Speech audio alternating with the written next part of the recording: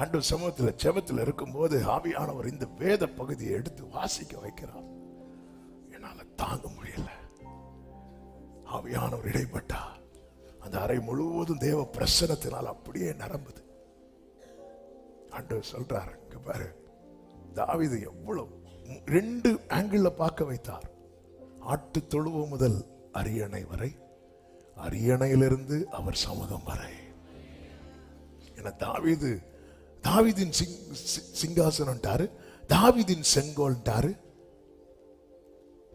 மேன்மையாய் உயர்த்தப்பட்ட என்பது தாவீது இந்த பூமியில ஒரு நல்ல ஒரு ராஜாவா இருந்தார்ல, அதை மட்டும் சொல்லல, அவருடையவன் மேன்மையாய் உயர்த்தப்படிய நம்ம மேல கர்த்தர் வைத்த அபிஷேகம், கர்த்தர் வைத்த வார்த்தை, கர்த்தர் வைத்த திட்டம். தேவ பிள்ளைகளே, இதனாலதான் இதை நம்ம டெய்லி நினைக்கணும்.